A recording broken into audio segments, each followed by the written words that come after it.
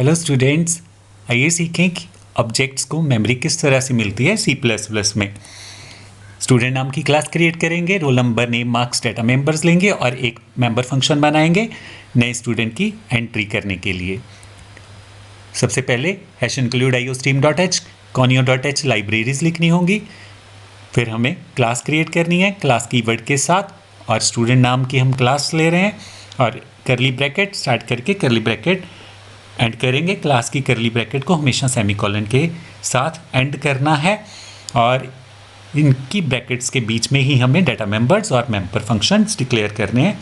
सबसे पहले roll number, marks data members ले रहे हैं हम, नेम डाटा मेंबर ले रहे हैं, ये करैक्टर टाइप का है, इसमें ज़्यादा से ज़्यादा 30 करैक्टर्स रखे जा सकेंगे नेम वेरिएबल में।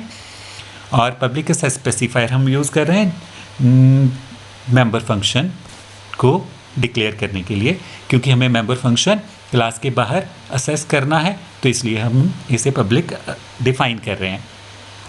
तो एंट्री मेंबर फंक्शन के बीच में हम रोल नंबर एंटर करने की स्टेटमेंट्स लिख रहे हैं, फिर नेम एंटर करने की स्टेटमेंट्स लिख रहे हैं, मार्क्स एंटर करने की स्टेटमेंट्स लिख रहे हैं। इस तरह से हम वॉइड मेन के बीच में ऑब्जेक्ट डिक्लेयर करेंगे। ऑब्जेक्ट डिक्लेयर करने के लिए हमें सबसे पहले क्लास का नाम लिखना होगा। जब भी हमें क्लास का डाटा यूज़ करना है तो ऑब्जेक्ट डिक्लेयर करना होगा। ऑब्जेक्ट के बिना हम क्लास में डिफाइन किया हुआ डाटा यूज़ नहीं कर सकते। तो सबसे पहले हमें स्टूडेंट क्लास का नाम लिखना है ऑब्जेक्ट डिक्लेयर करने के लिए। फिर हमने S1 ऑब्जेक्ट लिया। जैसे ही हमने S1 ऑब्जेक्ट लिया तो कंपाइलर ने S1 के लिए मेमोरी एलोकेट कर देगी। S1 के पास रोल नंबर, मार्क्स, नेम रखने के लिए मेमोरी आ जाएगी।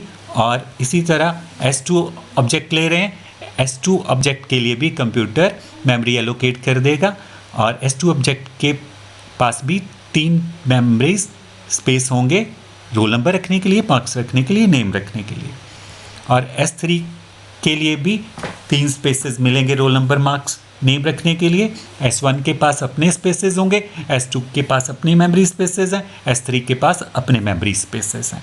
और S1 एंट्री जब हम करेंगे तो हमें ऑब्जेक्ट का नाम डॉट मेंबर फंक्शन का नाम लिखना होता है। S1 डॉट एंट्री लिखने से एंट्री होगी और जो एंटर की हुई वैल्यूज़ हैं वो S1 को जो मेमोरी मिली हुई है वहाँ पे स्टोर हो जाएंगी। इसी तरह S2 की एंटर वैल्यू S2 की जगह पे जाएंगी और S3 की एंटर की हुई वैल्यू S3 को जो जगह मिली हुई है वहाँ पे रख दी जाएंगी।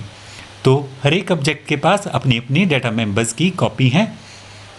S1 के पास अपने रोल नंबर, मार्क्स, नेम की कॉपी है, S2 के पास अपने रोल नंबर, मार्क्स, नेम की कॉपी है, S3 के पास अपने रोल नंबर, मार्क्स, नेम की कॉपी है। कोई भी ऑब्जेक्ट इंटरफेयर नहीं करेगा एक दूसरे की डाटा के साथ।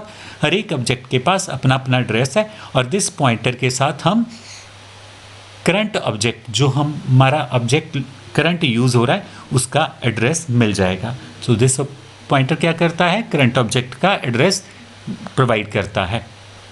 तो आज हमने सीखा ऑब्जेक्ट्स को मेमोरी किस तरह से मिलती है। आई होप कि आपको अच्छे से समझ आई होगी।